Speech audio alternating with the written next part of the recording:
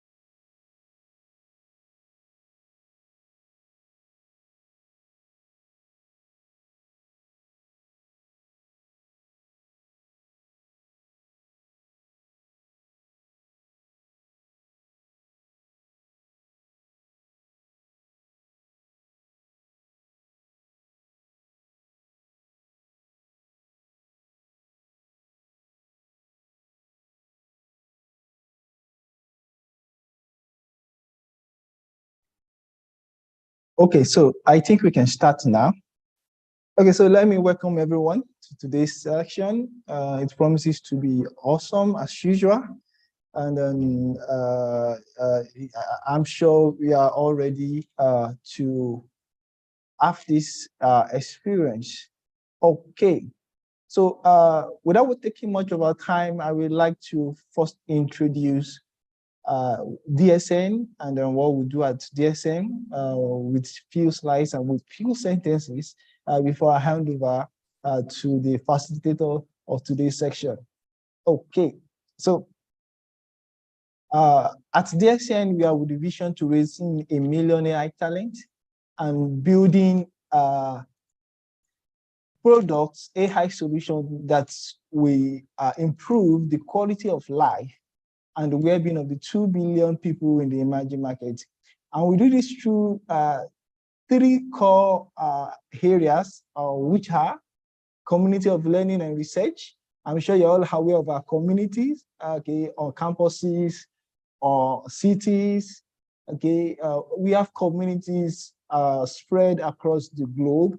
Okay, and then we also have products developed for social impact, and then we also do partnership for solution delivery. Okay, so this is how we have evolved through the years. Okay, from learning and community to research, and then this is one of the awards that we won at BSN. Okay, as the #1 artificial intelligence learning community in Africa and solution delivery network in Africa. So we won the Matter Impact Award at Deep Learning Unaba 2019. Okay, so we're also we won the best poster at the 21st edition of the Global Economics Competition Conference. Yeah, so it's a global challenge in economics and competition. Okay, and then we won the best poster. The poster was on shared trust to end poverty and promote financial inclusion. Also, we are the only African finalists at the S Prize Award. So we have done awesome stuff. This is our conveyor. I presented one of our academics paper in the conference, and then I'm sure we are not new to our book, the AI for Beginners. I'm sure if you pick a copy, you will not want to drop. You don't want to stop reading this copy. I recommend it for everyone. Get it for your world. You too can go through it. We have testimonies on this book, so you can just get it just through this and through these links. You can get yours at a very affordable price. So these are dedicated AI research lab located at Yaba, Nigeria. So you can come visiting and then to come and use our co-working space. We also offer a co-working space service. So you can just walk in and then enjoy our facilities. You will always recommend another person after using our space.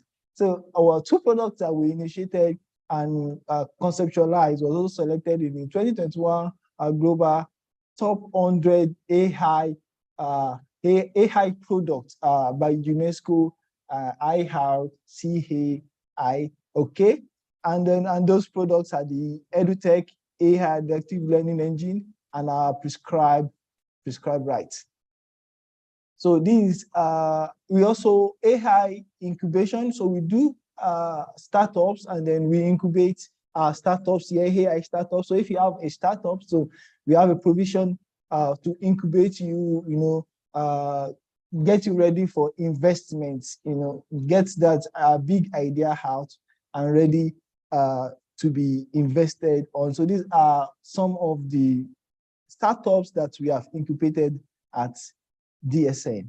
So we also supported by world-class advisory board, Dr. Willis Ward as our chairman, and then name them as listed on the screens. They have advisory board. So you cannot expect least from us having these intellectuals on our advisory boards. Okay, so going straight to today's training, okay, I would like us to sit back and then get ready to meet our speaker for today. Okay, so our speaker for today is Daniel Ajisafe. So Daniel Ajisafe is a graduate student and a research assistant. Okay, Daniel Ajisafe is a student of the University of British Columbia, that's UBC, and a research assistant with focus on computer vision under the Visual AI for Human group at the university. He was previously a Google and Facebook scholar at the African Masters in Machine Intelligence program. Before this time, he worked as a data scientist at KPMG Nigeria and co-founded the Lautech Data Science Community. Wow, that's awesome. Okay, good.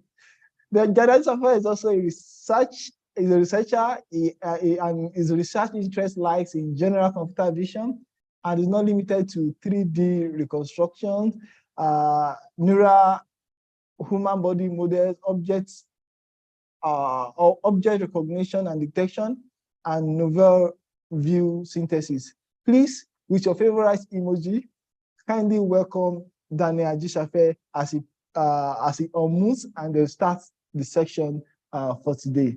Thank you very much. Over to you, Daniel. Thank you very much. I am so humbled with words, and very left speechless.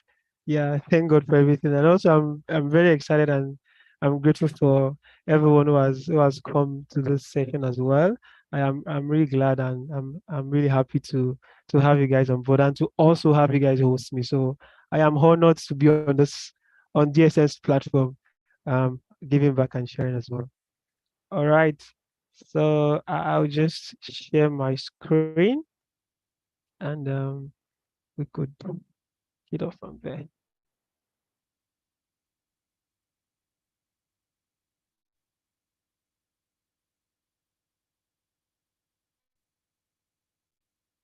All right. So you could just please confirm if my screen is visible from your end, and that would help us. Okay. See, I'll check the chat. So I'll use one screen. So I'll check the chat one side and just to confirm. All right, makes sense. Okay, thank you very much. I'm excited to be here. So, and I'm also honored to be facilitating this session on the fundamentals of computer vision and image processing. So, I would like to give a bit on myself, and just to mention about my background. Okay, my name is Daniel Ajishefe. I am currently a graduate student at the University of British Columbia, also called UBC. Um, to touch on a bit of my personal background, I'm from Lagos, Nigeria. I'm based in Lagos, born in Lagos. Um, if peradventure, if there are people who are joining from outside Nigeria or from outside Africa, Lagos is a state in Nigeria, and Nigeria is a state in Africa. This green map continent that you can see on the wonderful map. In terms of education, I did my bachelor's in Ladoke Akintola University of Technology, also called LAUTECH, and majored in computer engineering. Um, After that, I proceeded with a master's in machine learning at the African Masters in Machine Intelligence program. At the time, I did my session in Rwanda. This is a good program, and I will also encourage guys on the platform to check it out. Um, Following that, I continued to work with my supervisor, my current supervisor, Professor Helga Rodin, who I work with now, and continue with the second master's program in computer science, where I now work majorly with him. Personally, I like studying. I also like meeting new people, which you guys are part of. I'm excited to meet you guys on the platform. So thank you very much for joining. Also, as a form of interest, I would like to visit the Serengeti National Park, Tanzania someday, the Victoria Falls in Zimbabwe someday. And in a bit of interest, our research, I currently work on developing neural 3D human body models from mirror images. Yeah, so I also like to give a few touch on my current group at UBC. So we are called the Visual AI for Humans group, and our goal is essentially using computer vision capabilities to develop human representations for we human beings in the raw 3D form as we are. And our group is currently led by Professor Helga Rodin, who is an assistant professor at the university. All right, so just to give a skeletal structure of what we'll be going over in the session, talking a bit on my background introduction, which I just did, would start off by going on from touching on the foundations of computer vision techniques, and we would gradually, move into, some of the things on that are currently like on the state of the art. Also, once that is done, we would touch on some real life use cases of computer vision. We'll touch about some possibilities and career paths to this field. And happily for me, I would end with some questions and answers from you guys, and would, discuss together. All right. So the main question, the big dollar question, what is computer vision? And yeah, what is computer vision? This is really a big question, right? And personally, for me, when I was kind of like growing up and all of that, so or when I first heard the word, my understanding of computer vision will probably be like a machine that has a eyes. So what is computer vision? Um, so just to also note, I would really love this class to be interrogative rather than more like a talk, but more like a class where we get to talk. And I would really look forward to having contributions from you. Feel free to unmute and give some talks and just say whatever comes to your mind. I'll be so excited to have that kind of like interactive based class. So on that note, we'll start with answering the question of what is computer vision. So I have an input image, an image on the screen. So given this image on the screen, what what do you see? So this is the question I'm asking everyone on the platform. So given you're free to chat, free to unmute yourself, right? So given this image, what do you see in this image? Or what do you see first in this image? What can you see? What can you say about this image? Um, anyone wants to try?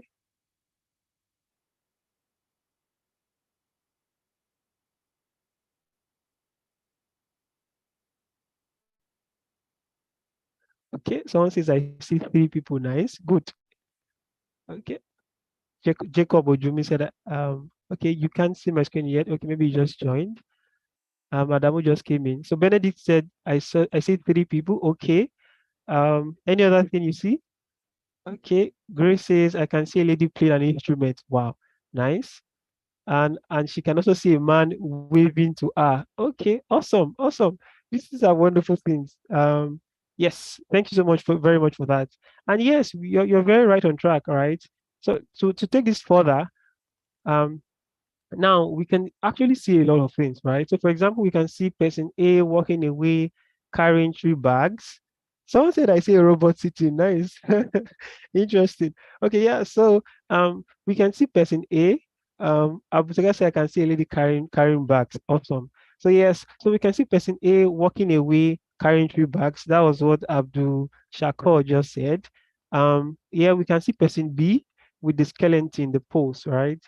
Looking at person C, which is the lady on the chair. And person C, the lady is playing some accord instruments, right? Right. While she's sitting on the bench. And she also has a bag on the bench as well. Right. So it will even be nice for us to even have, the bench, have a 3D model of that bench and what it looks like, right? In fact, we can even go further and say, okay, like in this from this picture, we can even infer will person B put some money into person C's cup, right? Maybe person C is playing and she has a cup on the ground for people to put money and all of that. So will the person even put money into it? So essentially, like we humans, just by looking just at an image, we can describe so many things about what is going on. The person that is going, the person that is standing. In fact, you can even try to predict what will happen, right? And essentially, that is the level of what computer vision strives out, essentially. So essentially, computer vision is trying to make machines to also describe what a normal human being would see in an image, intel offsite, like automatically, and say, okay, this is what I see in image, just like a normal human person would be.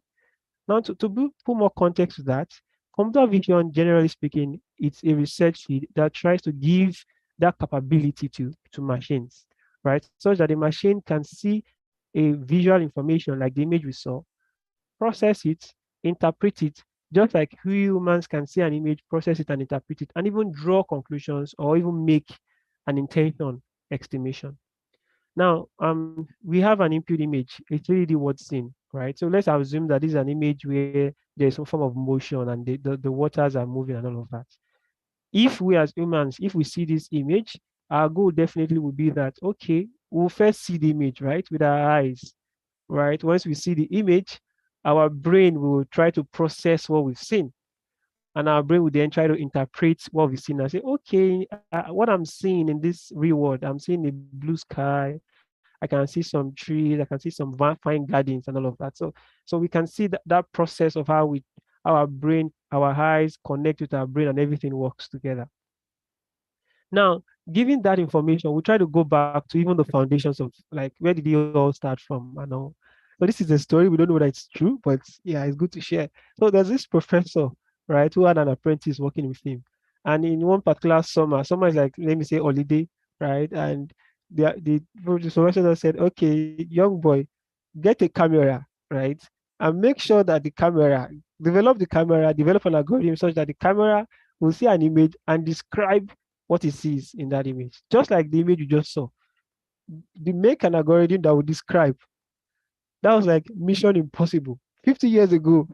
Right? Imagine that was your final thesis. God knows if you want to graduate, right? So it was like mission impossible. But at that point, it just shows how how computer vision is not like a 2 plus 2 problem to solve, right? It has its challenges, but then it's fun. So over the 50 years till now, we've grown and we've evolved. All right. Now, so given how that we've understood how computer visions understand things, it's also very important for how do we make computers, because we want computers to describe, right? So there has to be like some mimicking. There has to be like some similarity to how we see and how we want computers to see, right? So now, so on the left hand side we have a 3D word scene and there's some form of motion. We humans, we see the thing and our brain processes it and then we try to interpret. But for computers to see, computers work with numbers. They can only work with numbers, right? And they need to capture that scene. And one of the things we use is cameras, right? So the cameras will take a snapshot of that 3D world. That snapshot is the pictures on our phone, is the pictures in our camera, which is a 2D image. So that 2D image, we take these 2D images to the computer where we have our algorithms. Our algorithms process these 2D images and begin to also predict, oh, I see a blue sky. I see a tree, I see a fountain, I see this and all of that. So yeah. Um now, but then it's also very important for us to understand, okay, how does we humans, how do we even interpret things? So that we will now understand how cameras too can interpret things, right? So the truth is, if we go to the foundations and the principle, right? So for example, let's say we have a stool, for example, and a stool is like a normal sitting stool, and it's sitting on a surface element, right? And you have the sun, which is the source. The rays of light from the sun will fall on that stool and will bounce on that stool and will reflect, right? The reflected rays goes to our eyes. Our eyes captures the reflected rays and we picture that stool, that stool in the real world. We picture it in our eyes at the back of our brain. So essentially, the reflected ray comes into our eyes takes it in. The same way is the same principle we apply to cameras as well. So the same source falls on the stool, for example, on the surface element, reflects, and then this reflection comes into the cameras, and the cameras receive these rays and then forms a 2D image of that reward object. Now let's put more context into it. So let we have a tree, for example, and we have the sun over there, right? And the sun shines its light on a tree. So those rays of light falls on the tree, bounces off on the tree, and goes into what we can call a camera. So the first kind of camera that we ever had was called a pinhole camera, right? So a camera where you have a small hole in the middle, right? And that small hole is for a reason, such that those reflected rays, you won't have too much of them. So they would manage to enter. And as soon as they enter, the goal is that the reflected rays will enter into the camera and then form a 2D image, a 2D screenshot of that tree. So the tree is in the actual real world, but the image is what we want to form at the back of the camera. So the reflected rays bounces, the rays falls on the tree, bounces and reflects into the camera, and then the image is formed in an inverted way at the back of camera. So let's go to real practicality. So what we have in this image now, as we can see, is a Pinon camera, olden days version. You see that's very big, right? Olden days version, and you have a person in the room who is in the real world that we can see, right?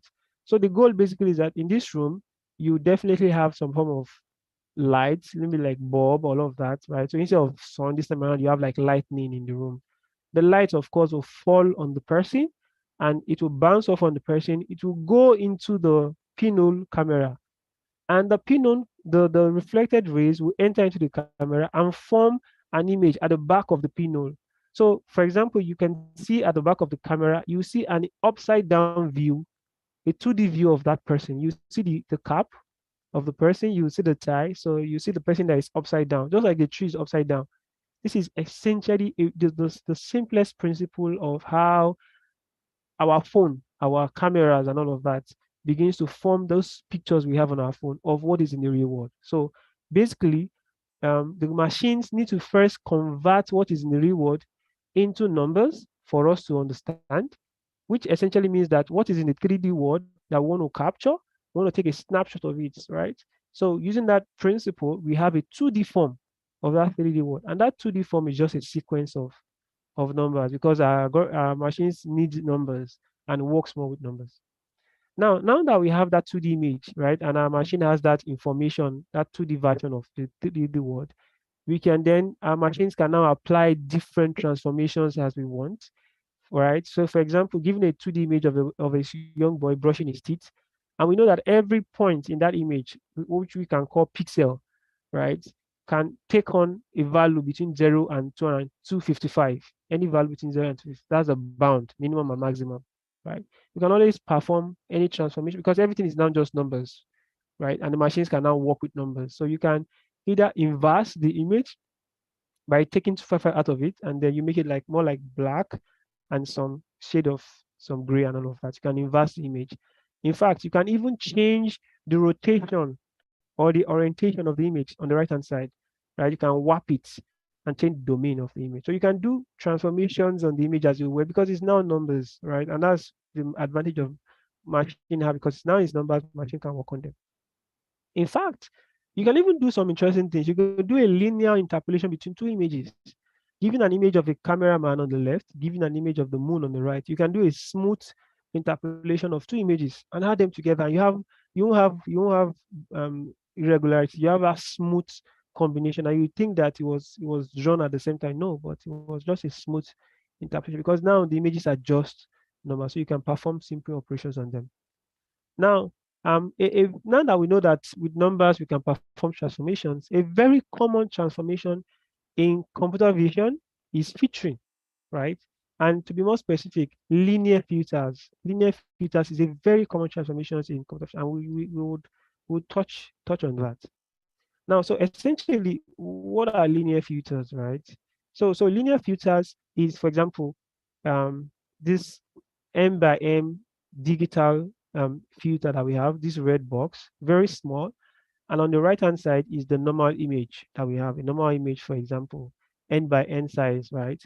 And the goal of a linear filter is that you want to take this filter, the red one, you want to apply it on the image such that you want to use that filter to do some transformations on the image. And the goal is that by doing that, you want to have some desired outputs, some attributes that you want. You want to do some transformations using that filter. Now, essentially, the goal is that we have a filter F, the same red one I showed, and the image I, the black one. And the goal is that you want to process that filter F on the image I, and then you want to use it to get a desired image I prime, right? So essentially, you take the filter, you multiply it on the image, and then use it to get an output I prime. So the underlying intuition basically is that each value that you will get or pixel that you get in the output image is just going to be a linear combination of the same pixel values and its neighboring pixels in the original image using the values in the filters. Would explain that a bit. Now, like I said, we have an image, the black one, and we have the filter, the red one. Our goal will be that we'll take the filter, we'll place it on top of the image, such that every value in the filter will multiply it with the corresponding values in the image. So more like products, right? So cell multiply cell, cell multiply cell, and then we'll have like the product of those values, and then we just sum them together. Once we sum them together, we'll put it at that green spot. Simple. So to give more context, so we have the image, right? So the image is very clear. The image is this black one in the middle, right? And the filter is the blue one. And the filter is of size 9 by 9. So it's a blue one. So essentially the filter, as we have on the left, is just 1/9 multiplied by you have ones in the filter, but essentially just 1/9 times 1 and all of that. So it's like 1/9 in every cell on the left hand side. So it's 1/9 times 1, that's 1/9. So you have 1/9 in every part, every cell in the filter.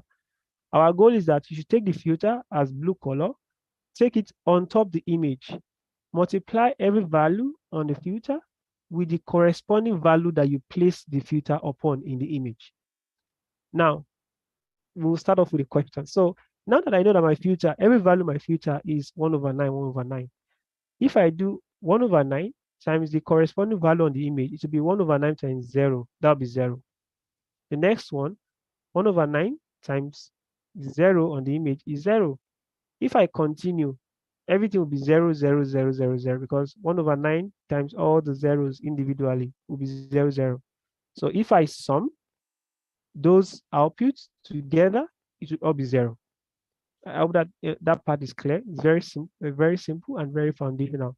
So the filter is 1 over 9, all contains 1 over 9, and the image, the corresponding image, is all 0. So 1 over 9 times 0 at that spot, 1 over 9 times the second cell, 0, 1 over 9 times the third one, and then we have 0, 0, 0, 0 as a result of each one, and sum that will be 0.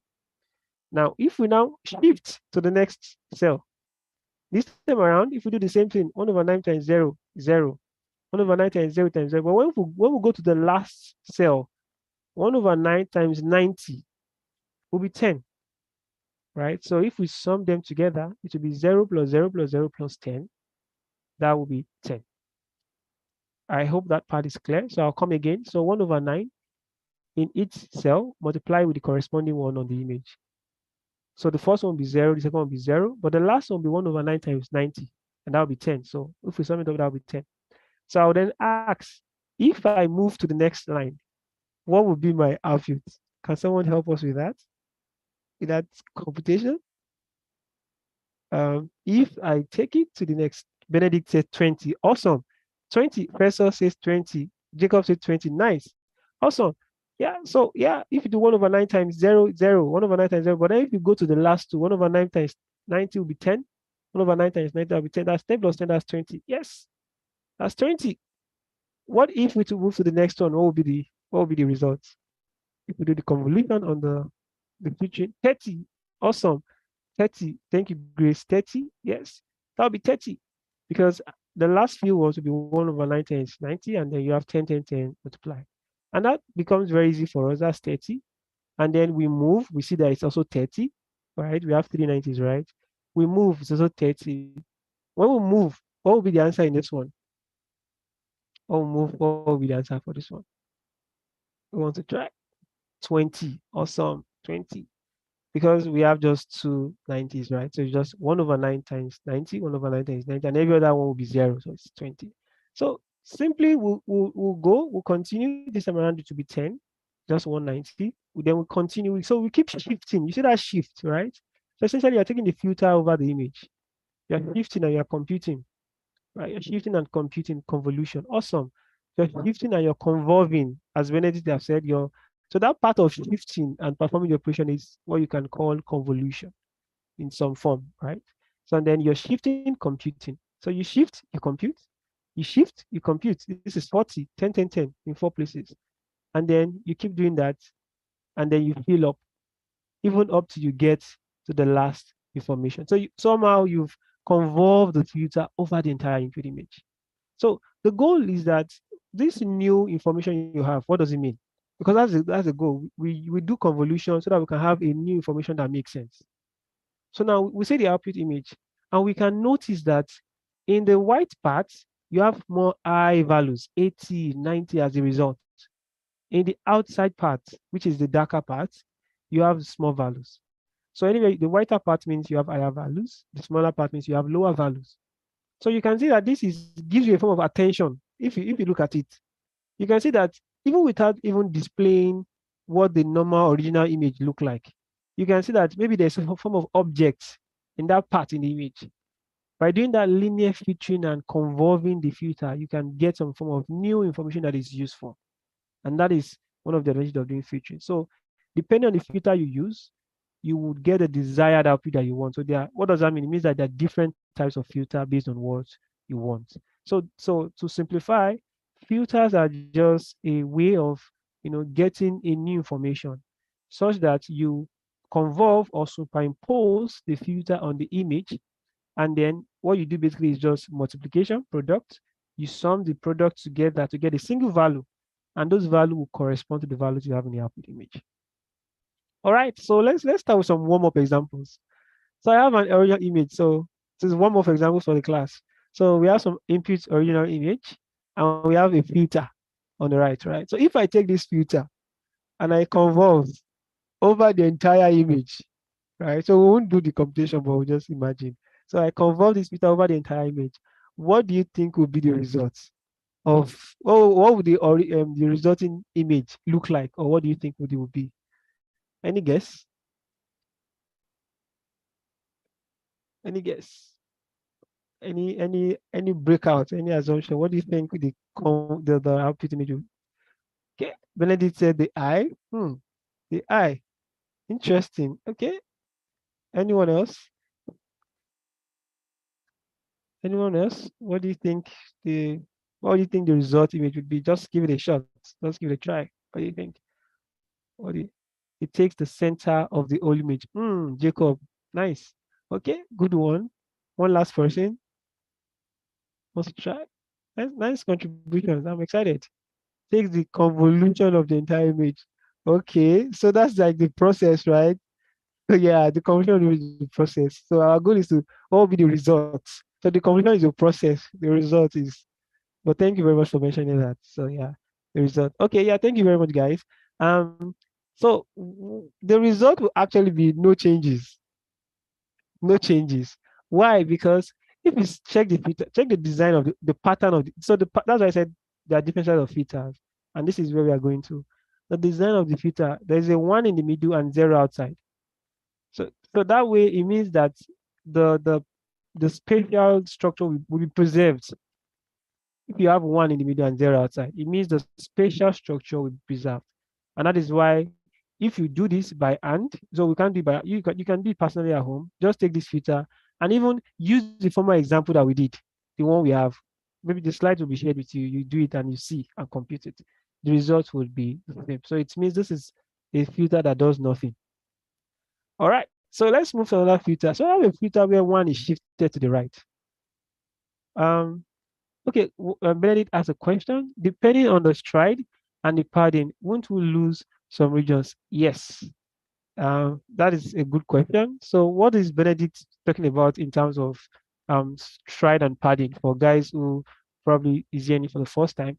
So, essentially, the assumption is that if you apply the filter, for example, so as we did here, we applied our filter on the original input image. You can see that the input image is full. There is value everywhere.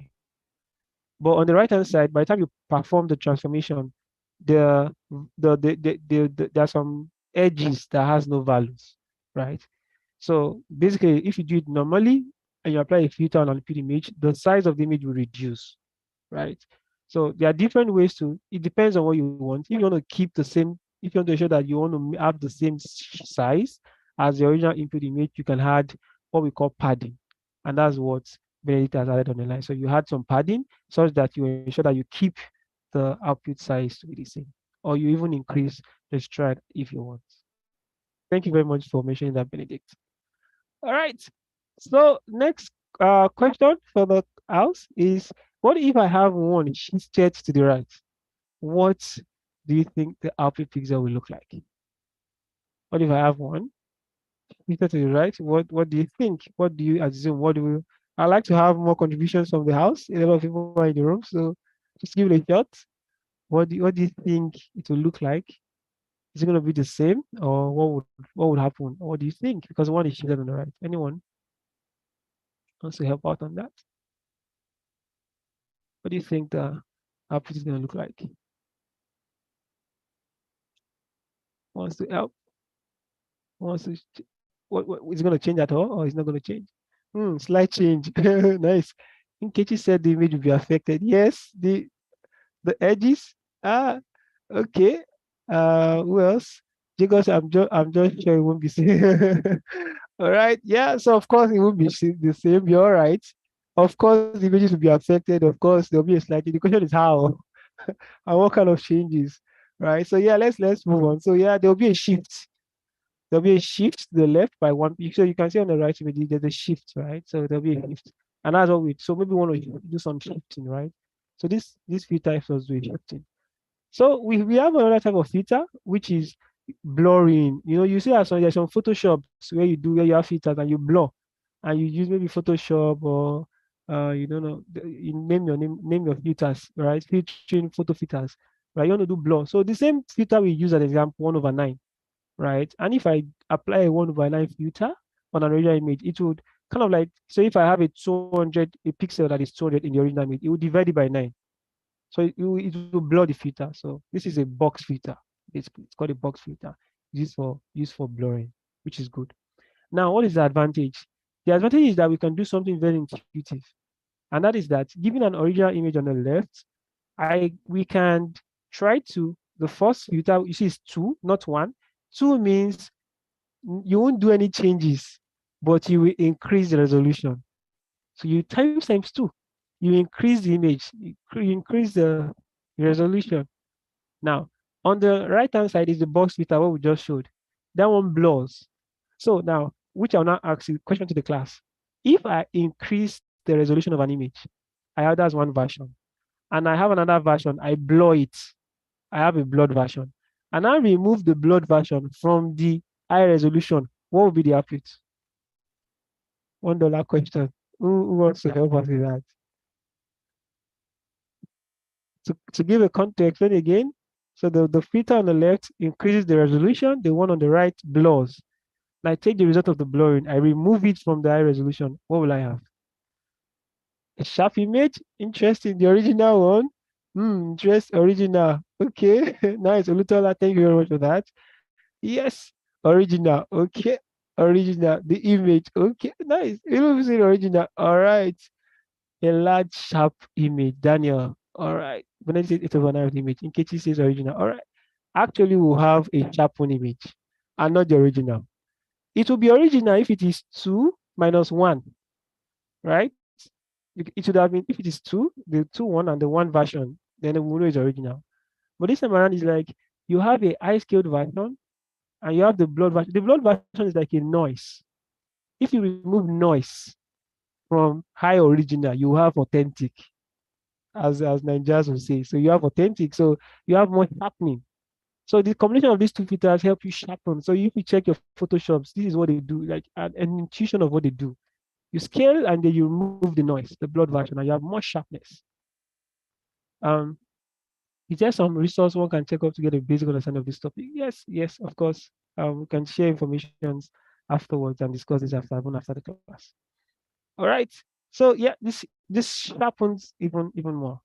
And we can see, so just to give a context more, so the initial image is scaled, you increase the resolution, and then you move the blood version and sharpens the images. So, and we see a real life example of what that means. You have a image, a normal image, and you want to sharpen the image so that you can put it on maybe Facebook or something. You sharpen the image and you understand what is going on. This is a combination of some filtering process, and you sharpen the image afterwards. And even more, so if you have an image on the left, this is even more realistic, like more has more visuals, right? And you can increase the sharpness of that image by combining, just to note, a scaled filter and a scaling filter and a box filter, and you scale and you subtract the box filter from it, and you have right. Essentially, linear filters is just like Benedict mentioned, is a form of what we call cross correlation or convolution. Um, yeah, I think the coordinators would definitely pass this around in terms of video for the recordings as well, just as Nkeji mentioned. Yes. Well, yeah, feel free to join us. You can always rewatch as well. So yeah, a linear filter is like a form of cross correlation, like we showed. That part where you go over the image is called cross correlation or convolution. So people use these two words interchangeably, but there's a bit of difference. It does the same thing interchangeably, but there's a bit of difference, right?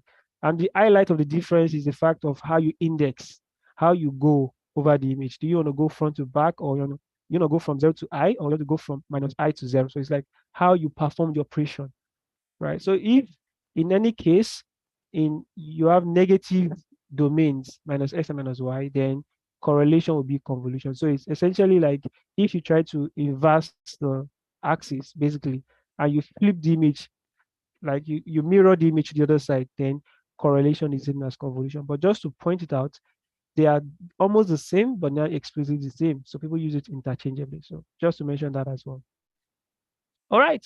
So I put this out there just for us to have some 1 minute break, but I think we are short on time. So um, I'll take one question. Any question before we move on? So we use that to take one question. Anyone has any one question that they have, and we address that one question before we move on for the benefit of the class.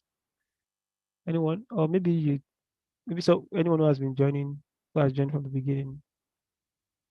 All right, Benedict say he has a question. You can also unmute yourself and ask a question if you're okay with that as well.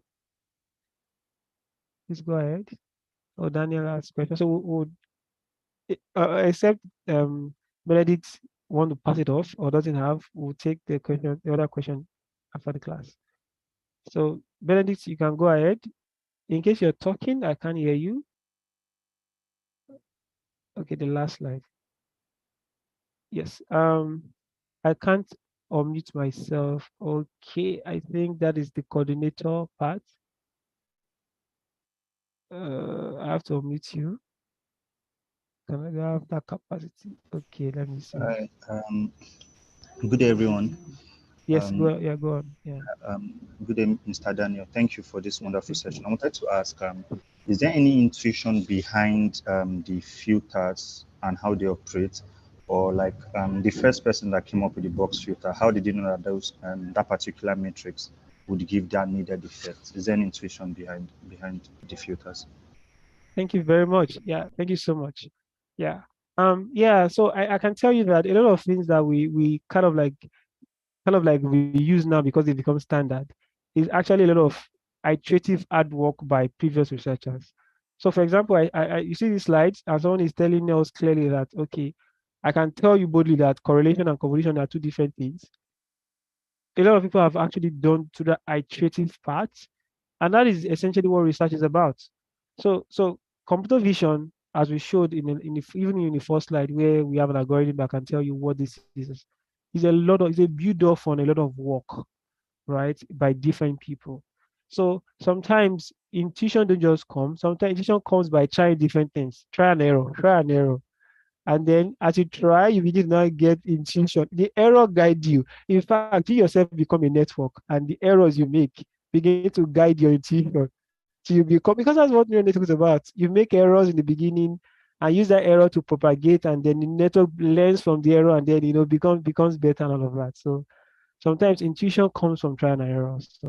So nobody woke up with matrix or filters when they were born, but it's an iterative process. All right, thank you. So we'll move on. We use that as our break, and we'll continue with the class.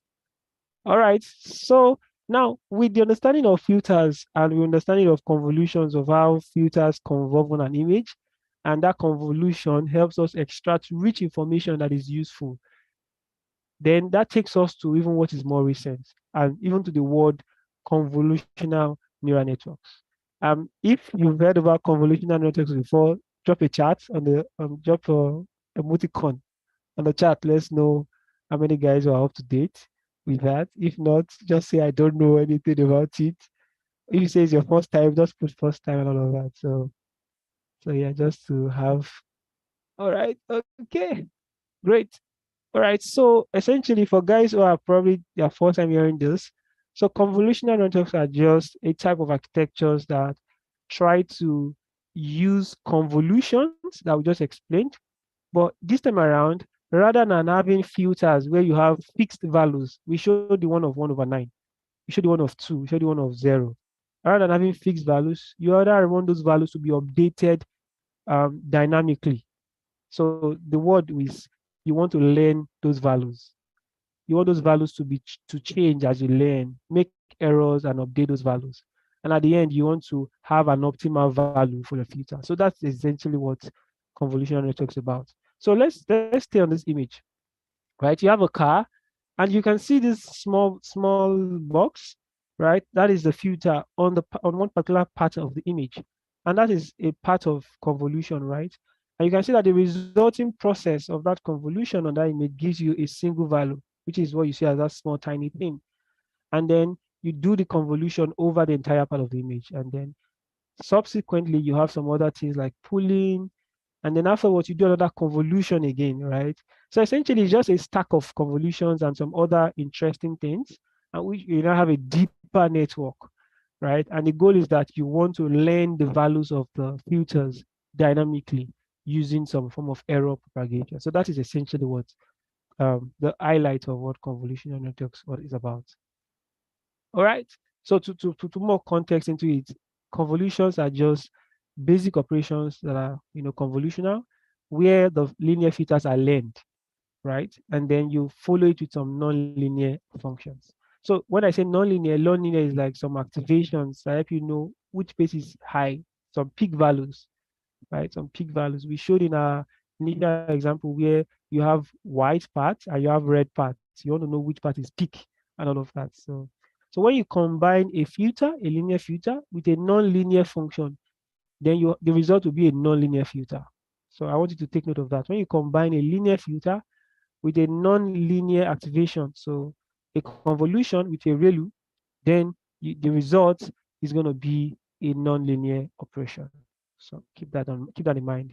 So when I said that we want to learn the values of the filters, right? This is what we popularly known as, we usually call weights, right? So when you say you have the weights of a network, the weights are essentially the values of the filters, right? So in our examples we showed some hard coded values, 1/9 and all of that. So here we want to have the values, but we want the values to be changing dynamically, and those values are called weights, right? And you want to be changing the weights based on your error, such that the point where you have the smallest error, you believe that you have the best weight. So that's essentially what it is. All right. So now going straight into the network, right? So now we talked about the filters. The filters helps you extract rich information. Now, and because convolutional networks have now many stacks of convolution, many layers. So you see, you have the first convolution plus ReLU, and then you do some pulling. You go further, you do another convolution plus ReLU, you do some pulling. At the end, by performing many convolutions, you begin to have a better representation of the original input image, which is the car. And what you will have at the end is this thick tomato sauce. The reason why I put tomato sauce was, the main some ladies, you buy tomatoes and there's a lot of water, and they say there's too much water. And you boil the sauce, so that you can have thick tomato sauce, the rich part of it. So the goal of these filters is to have that feature extraction. You want to extract rich features, right? You feel that features are more essential. That tells more information about the image. And these features, this which I call tick tomato sauce, you apply to a fully connected layers. And what are fully connected layers? They are just sequence of connected transformations that works with your tick tomato sauce and then use that to make predictions. So now there are many ways we can connect, for example, what we showed earlier, the fully connected layers and the human brain, right? So the fully connected layers takes in the tomato sauce and then the tick representations to make predictions. Now we can connect that to how the brain works, because at the end, we say we want to make computers to see. So for the computers to see, we need to have, how will I put the word? For the computers to see, we need to sort of like build that mimicking, right? To have that kind of relationship. So for example, I'll give a context, which is a general example. We wanted to we want to make instruments that could take people into the air and transport people by air. We created the plane. But if you check the structure of the structure of the plane looks like a bed. So there's a reason why it's like that, right? Because I mean, like, we have things created by the creator, but we kind of like we have to follow that principle. We have to follow the principle that has already been laid down before, right? So therefore, in that same sense, you see the plane has that structure of the bed as well, right? So in the same way, right, on the right hand side, we have the brain, human brain, how we process things. We have things we call neurons, right? And that is one of the places where the name neural network was inspired from. So in our brain, we have neurons. So we have biological neurons in our brain, right? And our neurons, as you see in the image, on the left, on the smaller part, on the bigger part of the neuron, you take in input like information, right? And then that goes into the neurons, and then you have an output in the green part. you have an output essentially. So on the left hand side, you also have a artificial neural network that takes in the input, the rich input, and then use that, processes it, does some fully connected transformations, and then gives us an output. So there are many connections to how um, we process information and how we've developed the algorithms to also process information. Now, while this is said that a lot of things are similar, um, we have not, we can't really, we are not, we can't say that we fully understand the brain. The brain is very complex and very high dimensional. So we are not even there at all, because for sure our brain does not do convolutions, and yet we can still understand things. So understanding the brain, we are far from it. Far from it. So it's very important to just note that part. All right. So now, given that we've given an understanding of how these neural networks are inspired, we want to also kind of like restate that, like, for to make computers to see, right, we have to make everything about numbers, right? So we see the real world with our eyes. We need to make the camera also see the real world. For the cameras to see the real world, because camera work with numbers, we need to convert the real world to numbers, and we do that by taking snapshots with the cameras, which we showed earlier in the slides. So we have that numbers for the camera, for the machines to work with. Also, we need to process that information, because 2D images are information, sequence of numbers. We process that with simple functions, which could be a linear filter, our example, or even more complex ones like convolutional neural networks, to get that rich, rich information and features. And our goal is to now use that information to apply to neural networks, or full connected layers to make some predictions. And essentially, it's usually just numbers in, numbers out. So in that way, we can represent our word, our 3D word. It can be image. You have to put it into a number, make it to become number form. If it is a sound, you have to put it in number form. Even if it's a text, language, you have to put it in. So everything is just, you have to put them back in numbers so that machines can be able to process them. All right. So therefore, we've been able to address some core foundations and also tie that to what are the current state-of-the-art processes in terms of designs and all of that in understanding images. So we'll try to move even to some real-life use cases of how this works. Now, I'm giving a context, given the fact that I am from Africa, and I mentioned tomato a lot of times, right? Agriculture is one of the settings where we it's really very fundamental for us, even as Africans, right? And therefore, with the information that we have information about data about weather, we have data about even like the resource, we have visual information about the tomato and all of that. We can actually use computer visions to improve that area, such that giving an input image, as we see on the right, we can have algorithms that can process the image, get information about the image, about the quality of the tomatoes. Is it a good tomato? Do a selection protocol automatically without having a manual person being there, and would be almost accurate, if not 100%, almost accurate. And with that can inform even our quality predictions, right? Such that even before the quality companies comes, we can even have some kind of measure quality objectively, right? It can even help us inform, okay, from there we know who want to buy our product based on what we have. We can know how much we want to sell our tomatoes based on the quality. And we can even, even having more information about the soil on the ground. We can even know what are the best places to plant our different crops. So these are good and very useful cases of where we can apply computer vision to. Also, we would also want to mention a few things, right? Some from fun sites, right? We've come to the part where we've even realized that. So, for example, on the upper part, we see some images, and these images look like child's play, right? But these are visual drawings that people would buy and put even in their house, for people who appreciate drawings. And interestingly, these are drawings that were drawn by a computer robot system, right? And this is very visual. So, and these are one of the places where visions can even be applied in how we have visual information automatically generated, as it were. And this can be more of like decorations that can be used as beauty and ornamental facts in the homes or even in offices. On the right hand side, bottom right, We even have cases where we have, you know, some form of techniques called style transfer, such that given an input image, you want to make it stylish. So this lady you have on the right is called Mona Lisa. She's very a figure that is popular, right? And you can have different versions of her in different forms and paintings, such that given a stylistic version, for example, let's say Picasso, you can turn that version, Mona Lisa's picture, into a Picasso kind of type, or even like a moonlight painting, right? Or different versions as you desire or as you want. So it really depends on how the things are endless.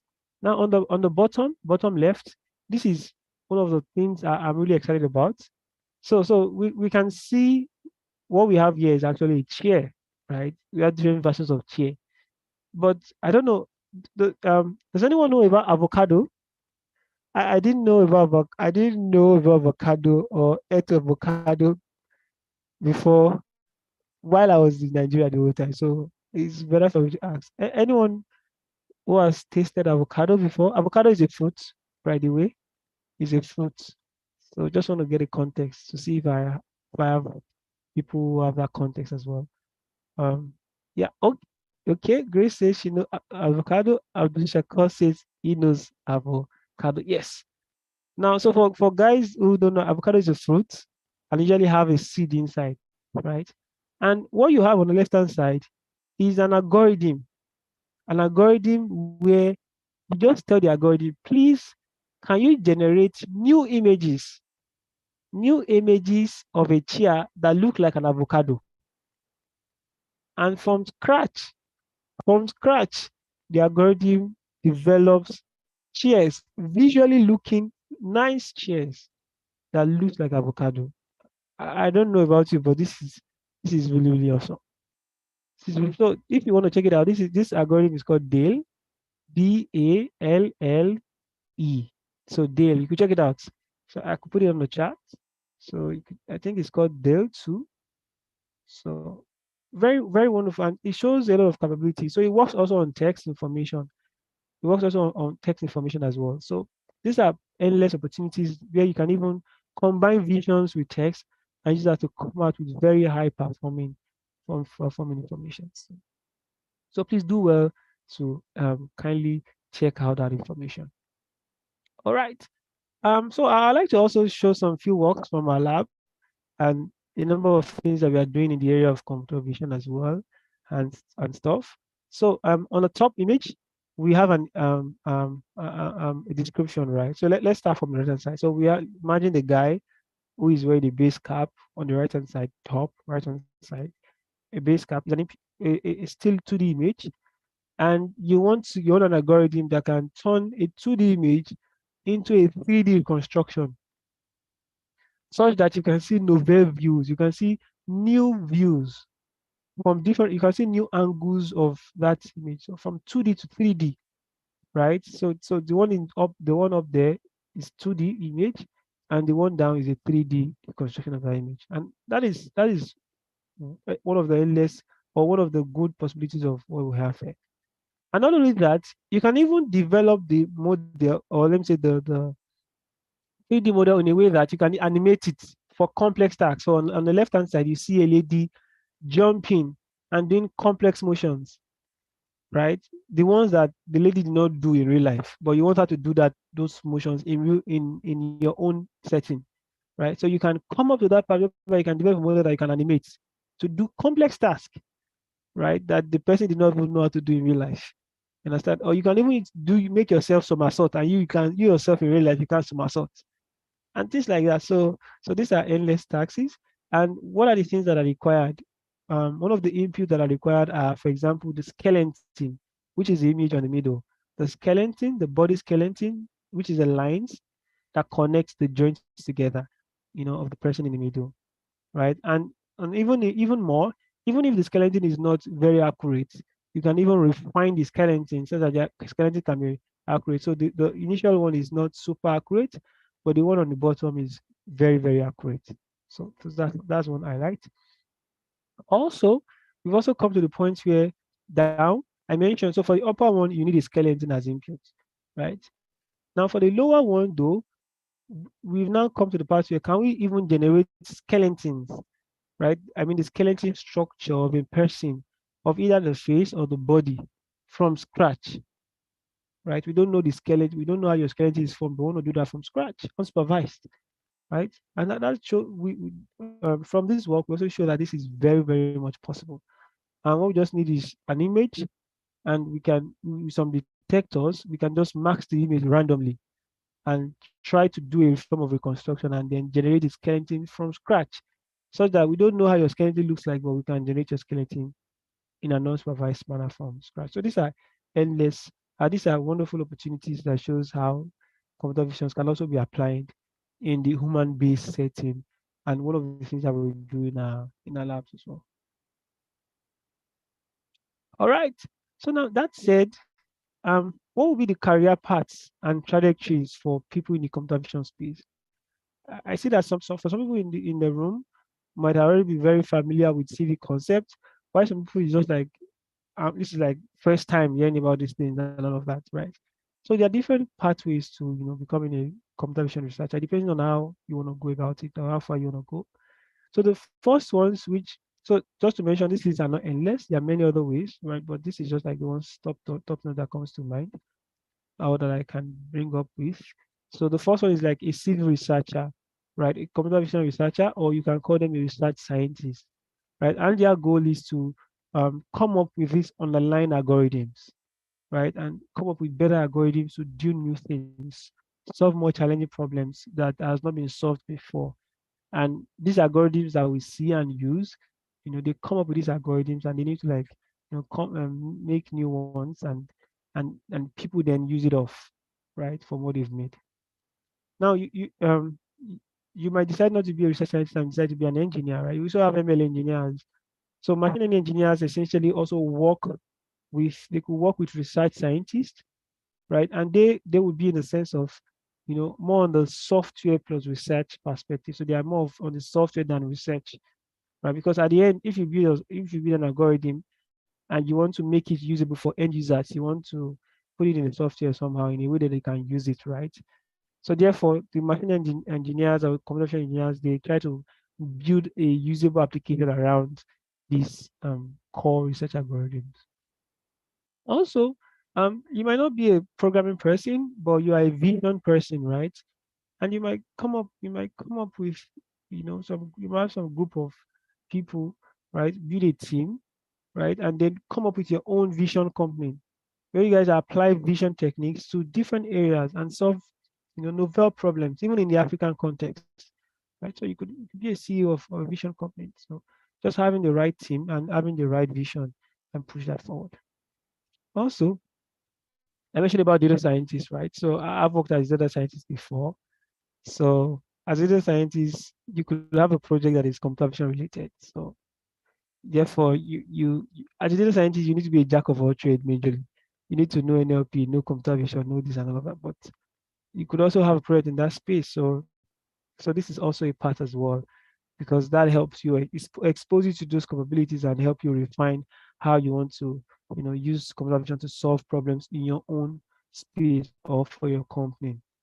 And also, you might not necessarily be people who are involved in the technical side of things. And, because all these algorithms, right? I talked about an algorithm that can generate avocado chair from scratch. People could also use those algorithms for illicit purpose. What if they tell the algorithm to generate a picture of a dollar note and that becomes very real, right? Or generate use it from some fraudulent um, intent, right? So we don't want that kind of thing, right? So therefore, in that case, we want policies as regards that. And this also falls under the umbrella of AI ethicists. So they're like the ethical rules that should guide AI, the policy that should guide AI, and all of that. And also, you might be a fun person. Actually, I just want to use it for fun. Like for the artist thing we saw the other time, the drawing part. You can use computational algorithms as well to augment what you've drawn, or either have the algorithm produce something for you and then you augment. It gives you something to start with and then you augment. So this is not necessarily that several other pathways to computer visions. All right. So therefore, to conclude, I would like to, with due respect to people of other religious beliefs. I would like to first of all thank um, the Lord Jesus Christ, the chief architect who has helped me in preparing this light. I would like to also thank my professor, Professor Elgar Rodi, and members of the Visual AI Labs, who has also supported me in, with feedbacks for this presentation. I also like to thank Professor Leonard Segal, who has provided the resource for which most of the slides were based on, as well as friends and family who has supported me all through the way. So therefore, I bring it to a close and I conclude on this session and say a very big thank you for this session and therefore leave this session open for question and answer. Thank you.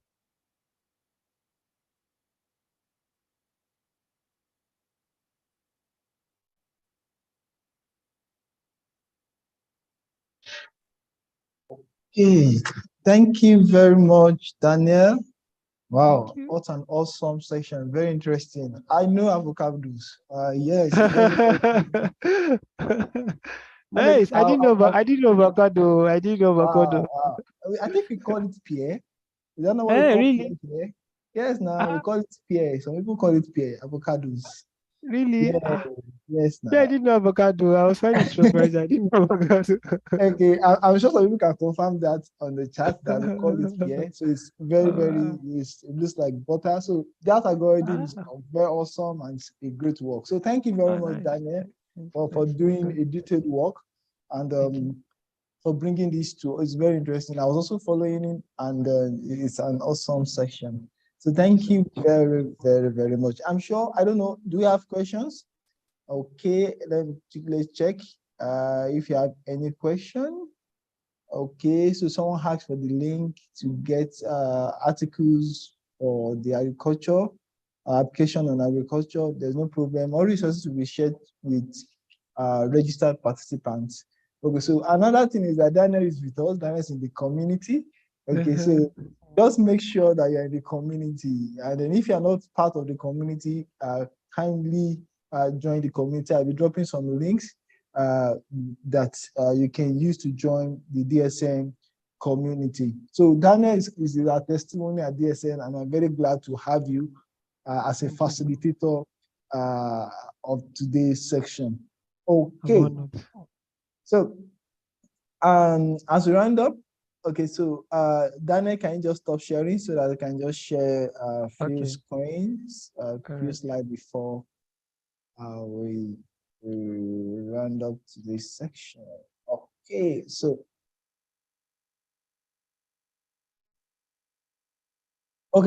to join our community, which is very, very important so that you can always have sections like this. Okay, we have a lot of darkness that we are always bringing, a lot of interesting, okay, that we always come on. So just, you can scan this barcode or use this link to join our community, okay? And then we have these awesome events that will be coming up tomorrow. So make sure you don't miss out. Okay, so we have one on geospatial mobility and health solution hackathon. I'm sure you don't want to miss it. There's money attached to this, and I'm sure that you want to miss it. And then the beauty part of it is that this training is going to you just need to have interest. It's going to be from the basics, like from beginners. So you don't need to have that big knowledge about geospatial before you join the training. So join the training and then qualify yourself to participate in the hackathon that you can win as much as 10,000 US dollars. Okay, and then after that, immediately after that, you will be having Bilikisu Wumi Olatunji as he introduces us to interactive map for business data visualization using the app. I'm sure you're excited, I'm just excited. Can't you see the smile on my face? Okay, so Mhm. I'm sure you don't want to miss it. So just keep it in your diary, mark it, and then those times by the Meta Geospatial Mobility Earth Solution Hackathon. Okay, the training will be starting tomorrow. Okay, from 11, so 11 a.m. So please mark that. And the interactive map for business data visualization using Hub, we start by 1 p.m. So tomorrow is going to be full packed, if insightful and then impactful. Okay. So I want to say thank you very much. First, thank you once again, Daniel, okay, for Thank you making so yourself much. available, okay, Thank you to so give much. back to the community. And then thank everyone for joining today's section. And then we are very glad to have you. And then tomorrow's section, we will not but love to have you again. So thank you, everyone. In the All absence right. of question, let me say it in French. Au revoir. Au Okay. revoir. Bye. Okay. Take care. Okay. Goodbye. Okay. Bye.